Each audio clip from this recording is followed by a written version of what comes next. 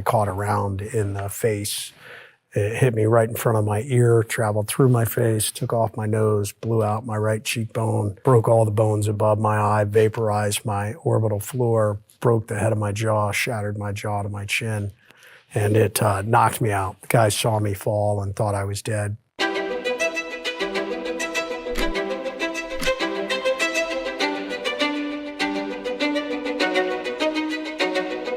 I was born in a small town in southern central Ohio. I grew up in a family that was super patriotic and from a very young age just exposed to a service-based family. Someone made the mistake of getting me a fire helmet with a light on top and a siren, and it was super loud and obnoxious, and apparently I would wear that around the house all the time. My mom told me I used to say, I'm gonna be a fireman because they're brave of heart. My dad was actually the person who told me about the SEALs because I was interested in special operations rangers and Green Berets and long-range recon patrols and SAS and SBS and any of these, special operations units around the world that I was learning about.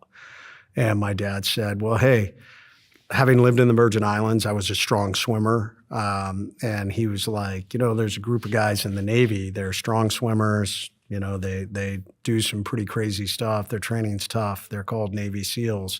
He's like, you should check them out. I was at that age, 14, 15 years old. I was a runt. I was probably 95 pounds and 4'11". I definitely did not start to hit my growth spurt till later. So for anyone to think like this guy's going to go become, a Navy SEAL or special operations, I definitely got a lot of people who kind of laughed at me with that. But something about it just grabbed me. And it was like hardest training in the U.S. military, some of the most elite secretive missions. And I grabbed onto that about 15 years old. And I just said, that's what I'm going to do. What was the recruitment process like? How complex, difficult, challenging is it? I knew how hard it was going to be, or I was not surprised by how hard it was. Don't get me wrong.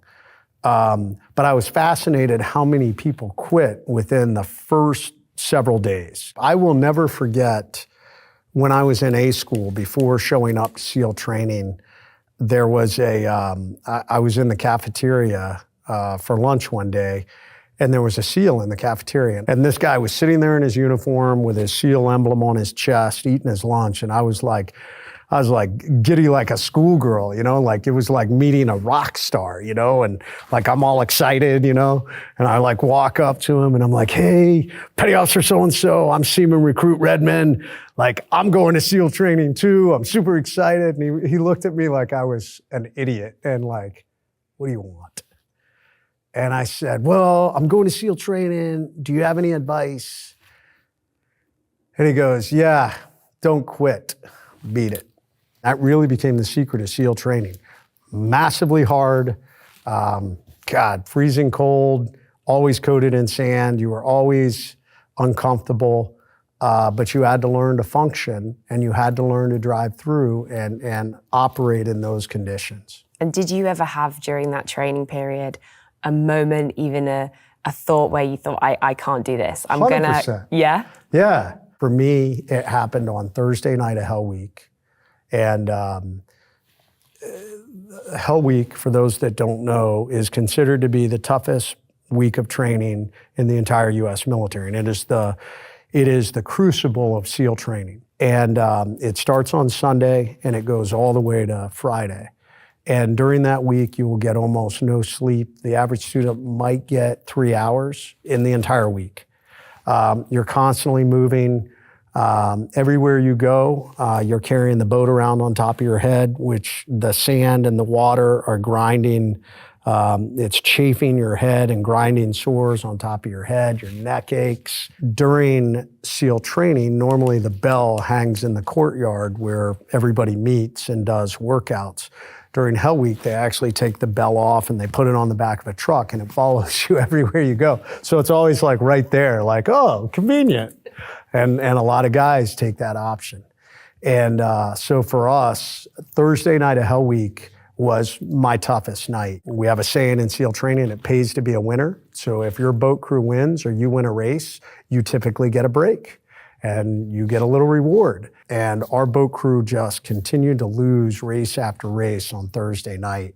And we were at the pool, and the 11-meter dive platform was up above the pool.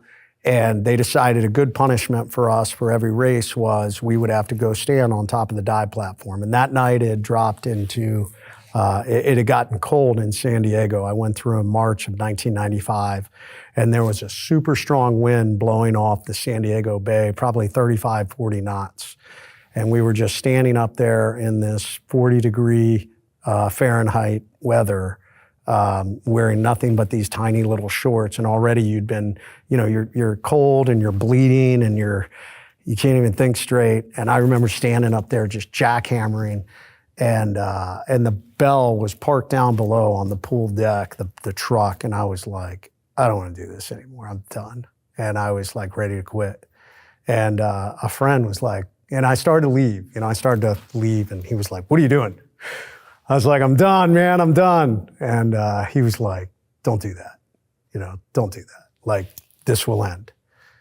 And he was right. It kind of knocked some sense into me. I almost gave in to that weakness, but I pushed through, and I was like, you just got to get to the end of this evolution. What happens from there? What do they throw at you next? Well, I mean, literally, it's kind of at the beginning. Our pool competency training is very difficult. It takes out a lot of students. It almost took me out. What is pool competency? It's basically getting your ass kicked under the water with your scuba tanks on. You have two instructors that come down, and they're beating on you and ripping all your gear off and slamming you off the bottom. And there is a sequence of fixing your gear that has to happen in a very methodical sequence from the moment all this happens. And you're doing all this while you're holding your breath at the bottom of the pool. If you go to the surface, you fail.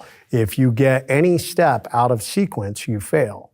So it's super hard because you got to have your wits about you to keep your head on straight while you're under the water and you're starting to do the I'm running out of air before you can either get your air turned back on, or they'll do things where you can't get your air turned back on. So it's just this very methodical where you have to maintain calm in an incredibly chaotic, stressful environment. And then in the third phase, you start to learn weapons and tactics and explosives and all these different things.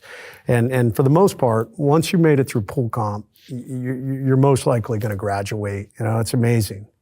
To know that you graduated from, one of the hardest training that exists, and to become part of this brotherhood of warriors. What's the camaraderie and brotherhood like when you begin to work together and go on those first deployments? It's a lot of alphas. A lot of our class ended up going to the East Coast, the majority of us. And there was a lot of us from my class that ended up going to the SEAL Team 4 with me, which was cool. I remember, shout out to Scotty Norton.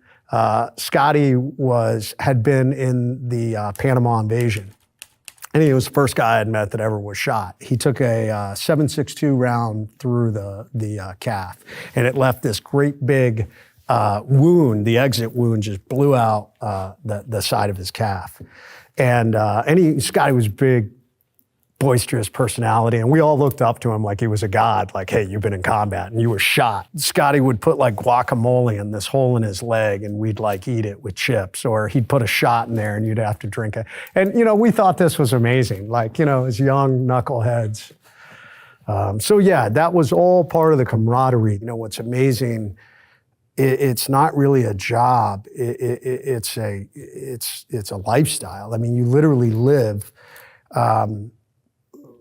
I would be gone. We would train all across the United States and sometimes even international, because as SEALs, sea, air, and land operations, mountains, jungles, deserts, mobility, diving, urban operations. So it required us to train everywhere. So you would be gone. You would be gone as much, if not more, on the year you were training than when you actually deployed. And you would live, eat, and breathe with these guys to the point where you knew people's silhouette. You could see someone's silhouette in the night and you knew who it was. Their walk, the way they tilted their head. I mean, which are all critical things when you're talking about combat at night. Don't get me wrong, there were some guys in my platoon I couldn't stand. And I'm sure they hated me too, you know? But I knew they were capable.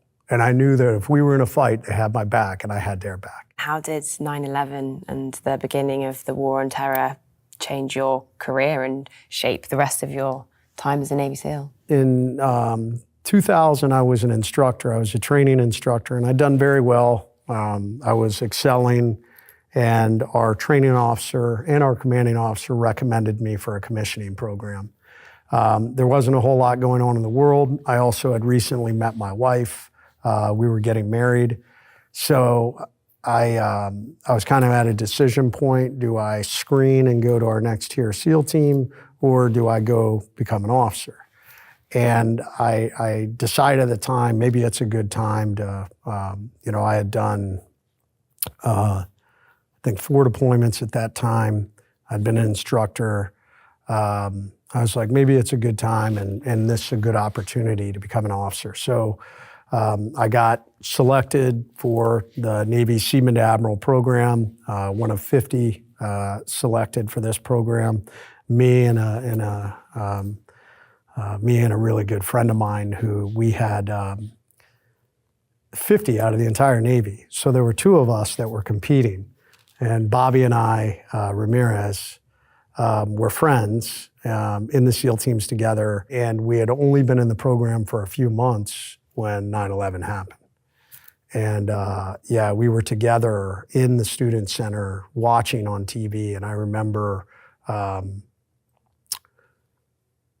looking at him saying, hey man, we're going to war. And what was that first combat experience like for you? I went to Afghanistan first. And this is where I kind of got myself off track. As a young leader, I had excelled so much in my career. We ended up getting this guy. He was a Taliban commander, and it was right outside Bagram base, and he had been firing rockets into the base. And they obviously a clear and present threat to anybody on the base, us, coalition forces. So we were tasked to go get him. We did a dual target takedown, and we got him. And we found IED making equipment. We found mortar, rockets, everything, red-handed. And we wrapped him up, and we brought him back to base along with several of the people that were wanted with him. And the local people were upset that we came in the night and fast roped in and breached the target, and we took this guy off target, and they followed our convoy back to Bagram base, and you can go watch it on the news, but they tried to tear down the gates of Bagram. A huge riot broke out, and they wanted him released. Well, he happened to be friends with Karzai, and this message went up to Karzai. Karzai said, oh, he's my friend, this Taliban commander, and they let him go. They let his whole thing go. So that was kind of my first introduction to both combat and politics. Here we are, we risked our life to go get this guy that we knew we had caught red-handed, and they let him go. Morale was probably at an all-time low. I think we were all pretty depressed. And then finally we ended up getting sent down to Kandahar and operating in the Helmand province and conducting operations. And it was down there that I made a bad call on a mission. We were clearing a valley, and we had locked the valley down by ridge lines on each side of the valley, and it kind of made a T.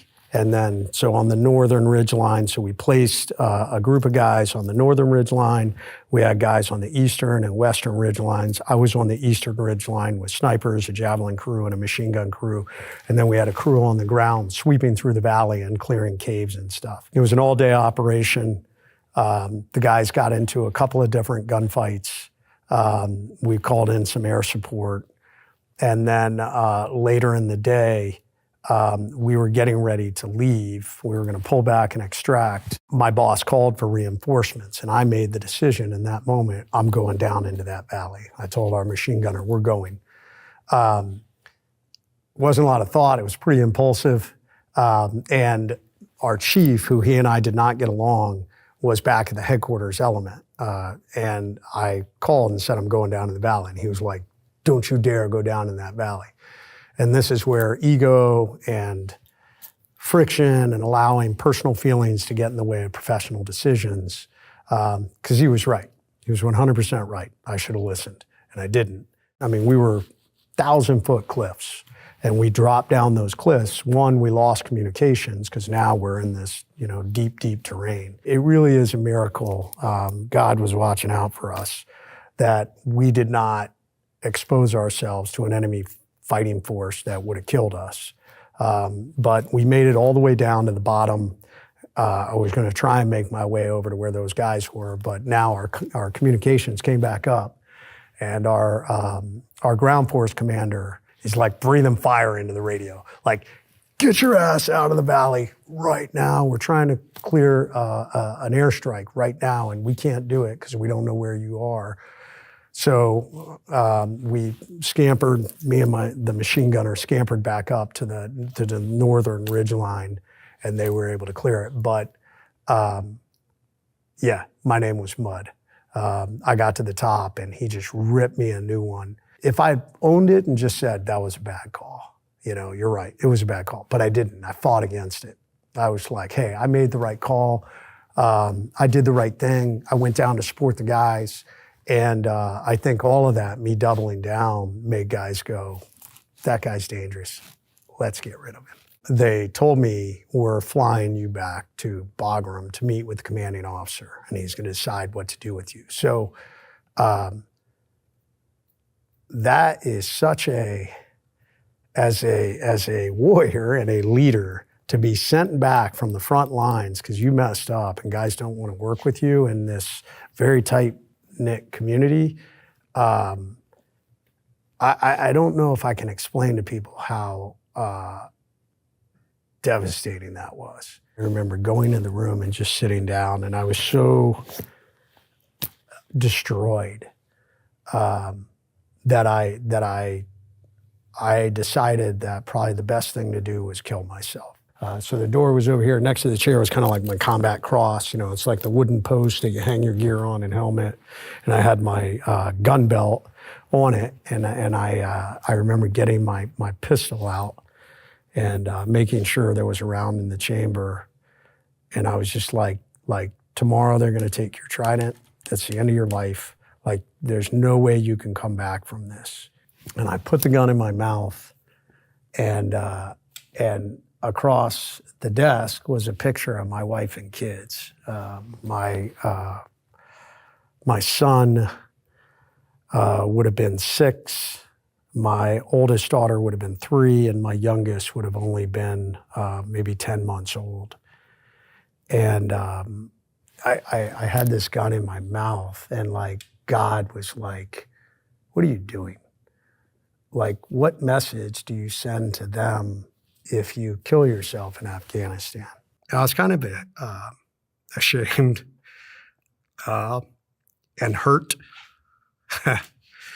but it kind of knocked me out of this bad decision I was about to make. And I decocked my pistol, and I went to find the Special Operations Chaplain on Bagram, who was a Green Beret chaplain assigned to the Special Operations Task Force.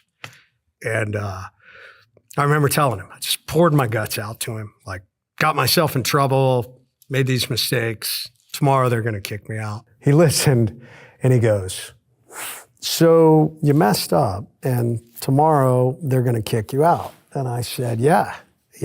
And he goes, tomorrow. I said, yep. And he kind of pauses, writes some things down. And he goes, tomorrow at 8 a.m. And I'm like, yeah, tomorrow. Tomorrow. He goes again. I'm like, yes, tomorrow. What's wrong with you? And he's like, but you were going to kill yourself tonight. He's like, seems a little premature, doesn't it? So he was like, I don't know what's going to happen tomorrow. He said, I don't think they're going to kick you out. So I went back to my room. I didn't sleep a wink. And the next morning I reported, and my commanding officer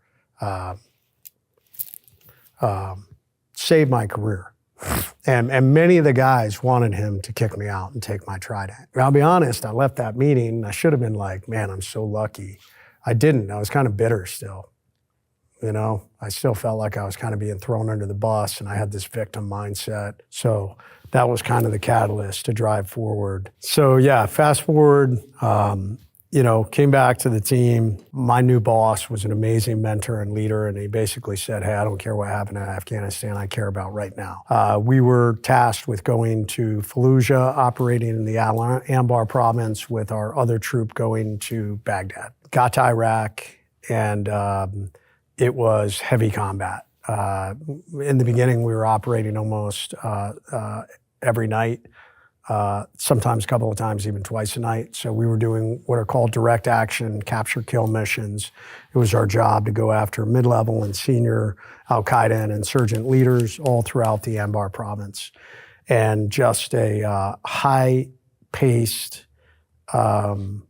deployment. But as a SEAL, everything you would ever want, you know, as a SEAL operator. I mean, you were dangerous environment, going after bad people, and having success on the battlefield. We're coming up on the end of the deployment. It's September now. We got word that the #1 leader for Al-Qaeda in the Anbar province was going to be in a specific location. To make a long story short, we launched on that target, and we landed at the initial target building.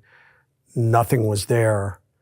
We thought it was going to be a quiet night, and we found IED making components and stuff like that. We were going to blow that stuff up, and then we were going to extract. But during that time, our snipers saw individuals leave a house about 150 yards away and run across the street and hide in some vegetation, which is unusual behavior, especially after helicopters come in and there's explosions and things like that.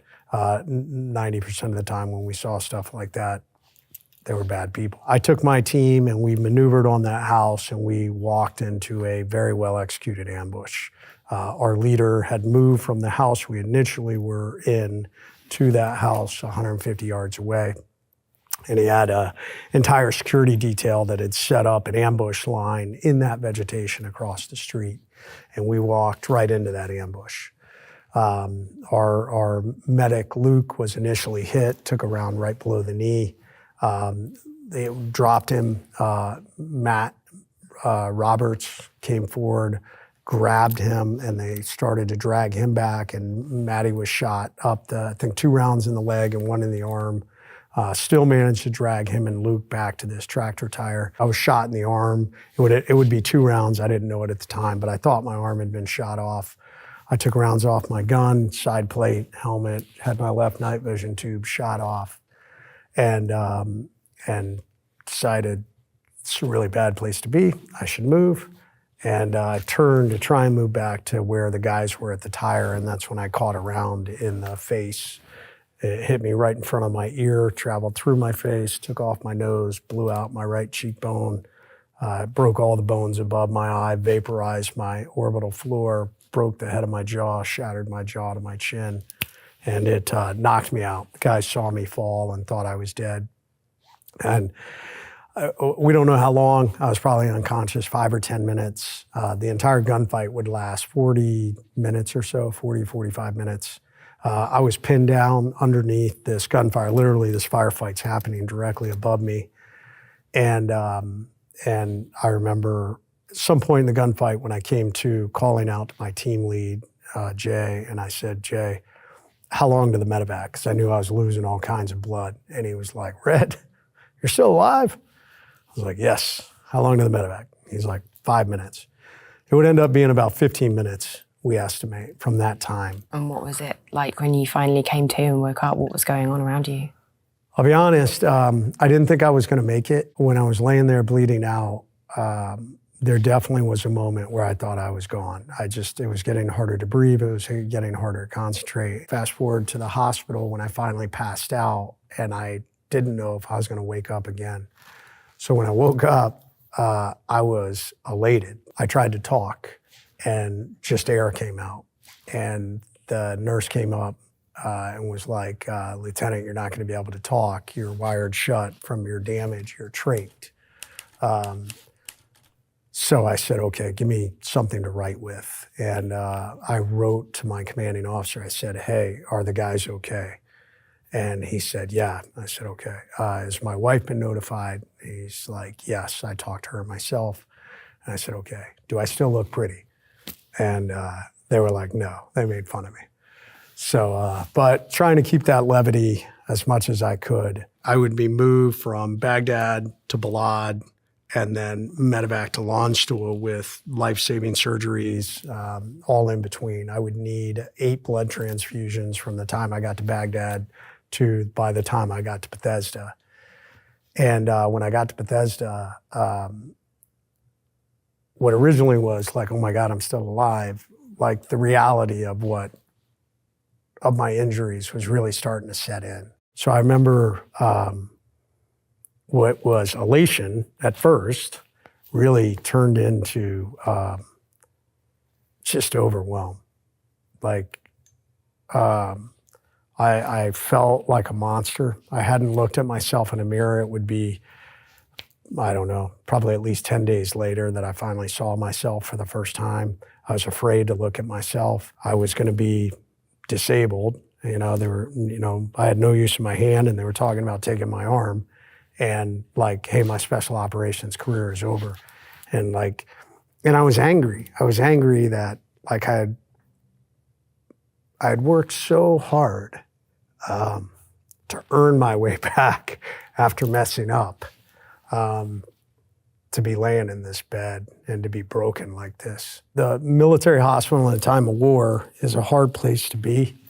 And all around me, there were all these young men and women who were shot up and broken. And I remember the kid right next to me in my room was not that I knew, my wife told me, was like a 19-year-old Army kid who had taken a penetrating wound to the skull. So he had massive traumatic brain injury, and he had this young wife and a new baby. And this was the hospital. So it was really overwhelming. And I'll never forget, man, we had some people who had come into my room. I think they had been there in the hospital and they were just overwhelmed, and they started, the nurse came in, so they were talking to themselves kind of off to the side while the nurse was working on me. And I could hear them, and they were like, man, what a shame. This is so sad. So yeah, these people with this negative mindset really kind of made me say, you know what to do. And when my wife came back in the room, it was kind of the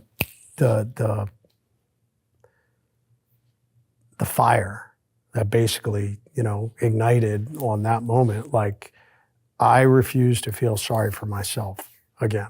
Like, I'm going to drive forward, I'm going to overcome this. And I don't know what that looks like. I said, no one's allowed to come into my room like that again. That's not going to happen. I'm not going to feel sorry for myself. They're not allowed to either. And I wrote out this sign. I told my wife to put it on the door.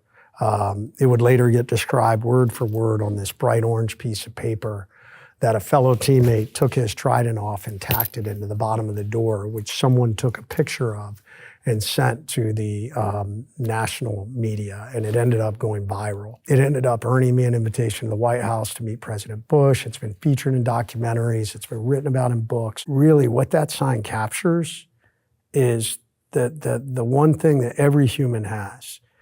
Bad things are going to happen to all of us. That's the reality. Every one of us are going to get hit by life ambushes. Every one of us are going to struggle. I mean, it's part of being human, man. There's going to be loss, and there's going to be failure, and there's going to be setbacks, and there's going to be people are going to do terrible things to us.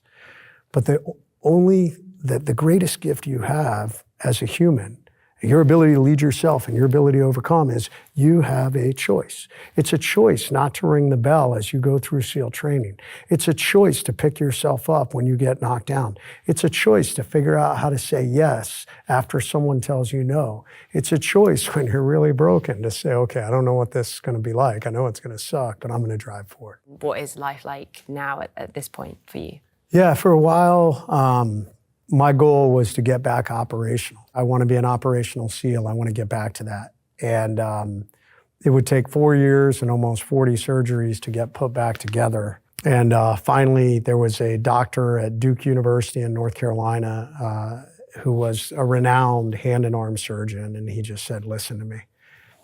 He said, you have an amazing outcome for what happened to you. You shouldn't have an arm. Your nerves are regenerating. He's like, you're not in a massive amount of pain. He's like,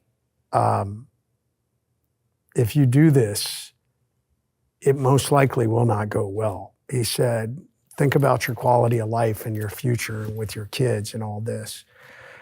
And I remember leaving that. I had driven down there by myself. And I remember leaving that. It was late in the day and the sun's kind of setting. And I don't know. I was disappointed, but it was just, I don't know. There was kind of this peace with it also. Like the end moment. Now it's time for a new beginning. I went back to my SEAL team that I was at the time. And I said, hey, I think I'm going to medically retire. But I want to finish. I think it was at 19 years. I want to do 20. I want my 20 years. I came in to do that, and they said, no problem. And by the time we had it all said and done, it would carry me to 21 years. I don't understand people that have been through combat, or they lose somebody and they lose themselves, and they allow grief to stop living. And they're a shell of the person they used to be. I think we owe it to the people that are gone to like be the best version of myself. I want to be the elite version of Jason Redman. I got a second chance. And so